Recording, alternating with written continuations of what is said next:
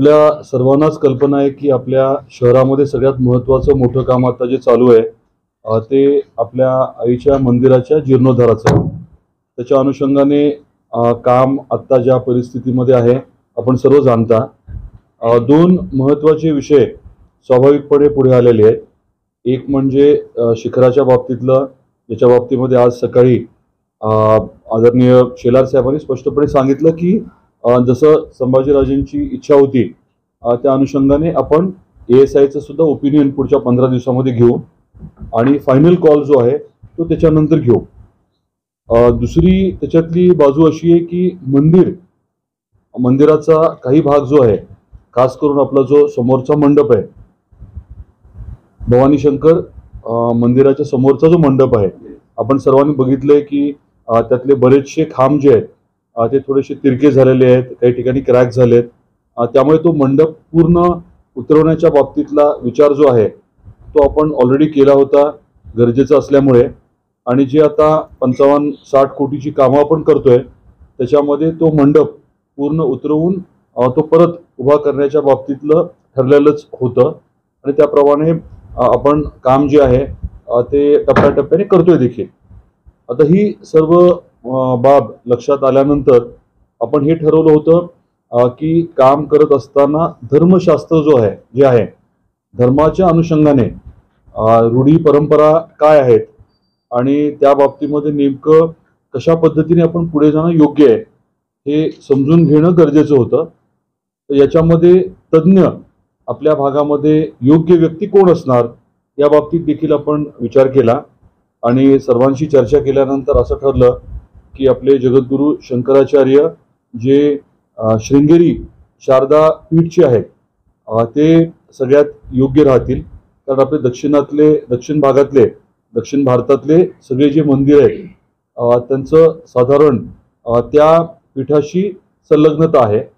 म्हणजे आपण शृंगेरी मठ म्हणजे शारदा पीठ जे आहे शृंगेरी मठ तिथे मार्गदर्शन घ्यावं असं साधारण आपलं ठरलं होतं. त्या अनुषंगाने मी विनंती केली होती तिथल्या अधिकाऱ्यांनी महास्वामीजींबरोबर चर्चा करून तिथले जे मुख्य पुजारींना आपल्या इकडे तुळजापूरला पाठवलं होतं. येऊन त्याने आईचं मंदिर पूर्ण बघितलं. इथनं आपण त्यांना ड्रॉइंग्स दिले आणि ते सगळे घेऊन महास्वामीजींबरोबर त्यांची चर्चा झाली आणि मग असं ठरलं की आपल्या काही लोकांनी महास्वामीजींबरोबर प्रत्यक्ष चर्चा करणं गरजेचं आहे. भेटून त्यांचं मत जे आहे ते जाणून घेणं आणि मग त्या अनुषंगाने आपले तुकोजी बाबा, ॲडिशनल कलेक्टर अहिरराव, तहसीलदार बोळंगे आणि मी स्वतः देखील गेलो होतो. तिथे जाऊन आम्ही सर्व नकाशे वगैरे नेले होते आणि पूर्ण परिस्थिती जी आहे ती परत एकदा समजून सांगितली आणि त्याच्या अनुषंगाने काही मुद्दे जे आहेत ते पुढे आले. महास्वामीजी स्वतः या बाबतीमध्ये पूर्ण अभ्यास करून व्यवस्थित धर्मशास्त्रातले दाखले देऊन पुढच्या काही दिवसांमध्ये आपल्याला लेखी अहवाल देणार आहेत की जेणेकरून आपण पुढचं काम जे आहे ते योग्य पद्धतीने धर्माच्या अनुषंगाने योग्य पद्धतीने आपण करू. या बाबतीत त्यांचा व्यवस्थित अहवाल आल्यानंतर पुढच्या काही गोष्टी ज्या आहेत त्या ठरणार आहेत. पण आजची ही प्रेस आहे ती 2 कारणांसाठी आहे. एक म्हणजे आता मी आपल्याला एक कॉपी देतो. त्या बैठकीदरम्यान दीड तास बैठक चालली. त्या बैठकीदरम्यान आवर्जून हे आम्हाला समजून सांगण्यात आलं की मंदिर जे आहे ते पूर्ण असं एका अंगासारखं बॉडीसारखं असतं.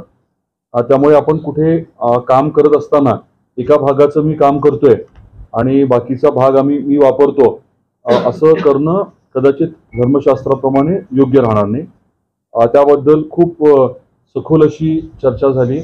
एकदम डिटेलमध्ये आम्ही चर्चा केली आणि आपल्याकडच्या रूढी परंपरा, आपली दैनंदिन जी पूजा असते, अभिषेक असतात, त्या सर्व बाबींची देखील चर्चा झाली. तर आज मला पहिला मुद्दा आपल्या माध्यमातून सर्वांपर्यंत पोहोचवायचा आहे. तो म्हणजे जी काही आपण प्रक्रिया करू त्याच्यामध्ये आईचं दर्शन आणि आपले दैनंदिन विधी जे आहेत त्याच्यामध्ये कुठलीही बाधा होणार नाही. परत मी रिपीट करतो आईचं दर्शन आणि आपल्या दैनंदिन ज्या काही आपण विधी करत असतो त्याच्यामध्ये कुठली बाधा होणार नाही अशा प्रकारचं सोल्युशन जे आहे ते चर्चेत आलं आणि काही दिवसांमध्ये ते लेखी स्वरूपामध्ये आपल्यापर्यंत येईल. याचा अर्थ असा झाला की आपल्याला रोजचं आपलं दर्शन घेणं, आपले अभिषेक आहेत, इतर जे काही विधी आहेत ते सगळे बिनबोबाट चालतील या अनुषंगाने सोल्युशन जे आहे ते दिलं जाणार आहे. त्यामुळे काही लोकांच्या मनात जी काळजी आहे की आईचं दर्शन होणार नाही किंवा मग आम्हाला विधी करता येणार नाही अशी काही परिस्थिती राहणार नाही हे लोकांपर्यंत पोहोचवणं. कारण काही जणांचं त्याबद्दल स्वाभाविक गोष्ट आहे की आईचं दर्शन घेता येणार कसं, हा मुद्दा नक्कीच काही जणांच्या लोकांच्या मनामध्ये आहे. त्याबद्दल बरेच जण बऱ्याच संख्येने माझ्याशी बोलत आहेत. त्यामुळे मला पहिला विषय हा क्लिअर करायचा आहे, पहिला मुद्दा हा क्लिअर करायचा आहे की आपलं दर्शन आणि विधी जे आहेत ते अबाधित राहतील. दुसरा मुद्दा हा आहे की सध्या आपण जिथे क्रॅक्स वगैरे आहेत तिथे लेखी स्वरूपात स्ट्रक्चरल ऑडिट करून स्ट्रक्चरल इंजिनियर कडनं जे टेकन दिलं जात आहे ते योग्य पद्धतीचं देण्याच्या बाबतीत मी सूचना दिल्या आहेत. आता जे आहे ते तात्पुरत्या स्वरूपात त्यांनी एक लावल्यासारखं झालंय, पण ते स्ट्रक्चरल ऑडिट टाईप करून स्ट्रक्चरल इंजिनियर कडनं लेखी स्वरूपात तिथे नेमकं किती साईजचं समजा लोखंडी आय सेक्शन लावायचं आहे तो किती ताकदीचा असावा, त्याला बेस प्लेट कशी असावी, वरची प्लेट कशी असावी, हे सगळं लेखी घ्या म्हटलं आणि ते करावं जेणेकरून सध्या तरी सुरक्षितता त्या बाबतीमध्ये आपल्याला काळजी करावी लागणार नाही. या अनुषंगाने अजून एक मुद्दा म्हणजे जे आपण काम करतोय साधारण 6 महिने तयारीला लागणार आहेत. म्हणजे मंदिराचं काम मंदिराचं म्हणतो मूळ मंदिराचं काम करताना साधारण 6 महिने तयारीला लागणार आहेत. आपण काही कॉलम्स वगैरे करणार आहोत, खांब करणार आहोत, ते बनवून घ्यायला वगैरे वेळ लागणार आहे. त्यामुळे मंदिराचं काम जे आहे ते आपण नवरात्रीच्या नंतर आणि पौर्णिमेच्या नंतर आपले सगळे नेहमीचे जे महत्त्वाचे विधी आहेत ते झाल्यानंतर हातात घेणार आहोत आणि तोपर्यंत बाकी मात्र तयारी सगळी करणार. आणि त्याच बरोबरीने आपण जे इतर साईडची कामं आहेत ती मात्र चालू ठेवून पूर्ण करणार. जेवढे शक्य आहे तेवढे बाकीची कामं पूर्ण करून घेणार. आणि नियोजन असं राहील की एकदा मंदिराचं काम सुरू केलं की ते काम 6 महिन्यात पूर्ण व्हावं. मंदिर म्हणजे पूर्ण मंदिराचं जे काही काम ठरेल, जे काही आपल्याला करणं क्रमप्राप्त राहील ते सगळं काम जे आहे ते 6 महिन्यात करण्याचं नियोजन जे आहे. मग एकापेक्षा जास्त टीम लावू आपण. समजा एकच टीम लावली तर समजा वर्ष लागत असेल, 2 टीम लावल्या 6 महिने लागत आहेत, 2च्या ऐवजी कदाचित आपण 4 टीम लावू. त्या पद्धतीने कमीत कमी वेळात काम योग्य पद्धतीने कसं होईल याच्याकडे आपण आवर्जून लक्ष देणार आहोत. हा मुद्दा पहिला मला आपल्याला सांगायचा होता. आणि दुसरा मुद्दा जो आहे तो चर्चेत आला तो असा आहे की शिखराचं जे सोन्याच्या बाबतीत आपण बोललो तर महास्वामीजींचं मत असं होतं की शिखर हे म्हणजे देवीचं एक स्वरूपच आहे. मंदिरातली मूर्ती आणि पूर्ण मंदिर हे स्वरूप आहे. त्यामुळे तुम्ही ते जेवढं म्हणजे त्या सुवर्ण किंवा इतर ह्याने जेवढं जास्त कराल तेवढं त्याचं वैभव भव्यता जी आहे ती स्वाभाविकपणे जास्त राहणार आहे. तर टेक्निकली जेवढं जास्तीत जास्त शिखर सोन्याचं करणं शक्य आहे टेक्निकल तांत्रिकदृष्ट्या तेवढं करण्याचं आपलं नियोजन राहील. हा दुसरा मुद्दा आपल्यापर्यंत मला पोचवायचा होता. या सर्व बाबी ज्या आहेत त्या करत असताना भाविक आपले जे भक्तगण आहेत हे केंद्रस्थानी राहणार आहेत. प्राधान्य जे आहे ते भक्त आणि आईचं दर्शन याला आहे. आणि त्याच्या बरोबरीने मग स्वाभाविकच आपले पुजारी, आपले व्यापारी, आपले इतर जे नागरिक आहेत त्यांची जी काही अपेक्षा आहे, त्यांचं जे काही म्हणणं आहे ते आपण अंतर्भूत करतोय. शेवटचा मुद्दा एवढाच मला मांडायचा आहे की आपण सर्वांशी चर्चा करून चांगली जी काही त्यांचं मत असेल, सूचना असतील त्याचा अंतर्भाव करतोय. त्यामुळे माझी परत एकदा आपल्या माध्यमातून विनंती आहे की जर कोणाच्या काही सूचना असतील व्हॅलिड, पॉझिटिव्ह, तर त्यांनी कृपया त्या लेखी स्वरूपात द्याव्या. मंदिर ट्रस्टकडे, जिल्हाधिकाऱ्यांकडे द्याव्या किंवा आपल्या इथे ट्रस्टमध्ये देऊन इन्व्हर्ट करून घ्याव्या, पोच घ्यावी.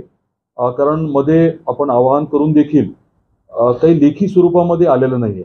बरेच लोक जे आहेत ते असं जनरल चर्चा करतात, परंतु त्यांचं काय मत आहे आणि ते मत जे आहे त्याच्या अनुषंगाने म्हणजे काही पुरावा काय आहे किंवा समर्थनार्थ काय मुद्दे आहेत असं त्यांनी जर दिलं तर नक्की त्याचा विचार होऊ शकेल. तर विनंती माझी एवढीच आहे की ज्यांना या बाबतीतला अभ्यास आहे किंवा ज्यांना काही मत त्यांचं व्यक्त करायचं आहे त्यांनी लेखी स्वरूपामध्ये व्यवस्थित देऊन त्याची पोच घ्यावी, म्हणजे त्याची योग्य ती दखल जिल्हाधिकाऱ्यांच्या माध्यमातून आपल्या ट्रस्टच्या माध्यमातून घेतली जाईल, दखल घेतली जाईल. एवढं मला आपल्याला सांगायचं होतं. ते प्रश्न असतील तर जरूर आपण विचारा.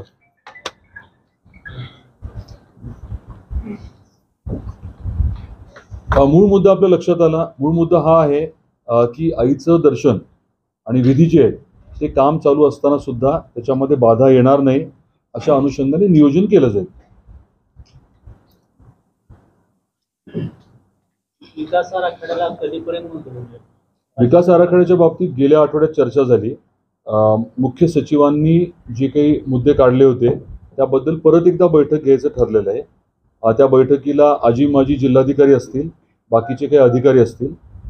अधिवेशन चालू असल्यामुळे त्या बैठकीला वेळ द्यायला थोडीशी अडचण होतीये, पण कदाचित पुढच्या आठवड्या 15 दिवसात ती बैठक होईल आणि अधिवेशन संपल्यानंतर हा विषय आपला जो आहे तो तातडीने घेण्याच्या बाबतीतलं आत्ताचं तर नियोजन आहे.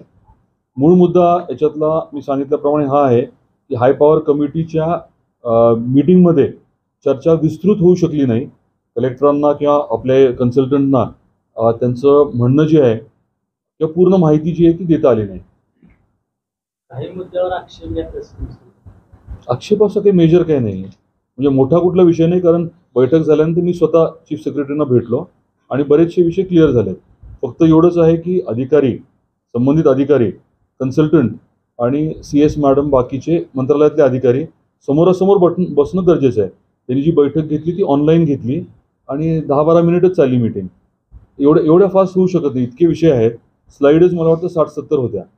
त्यामुळे परत एकदा वेळ द्यावा अशी मी विनंती केली आणि मुख्यमंत्री महोदयांकडून सूचना गेल्यात.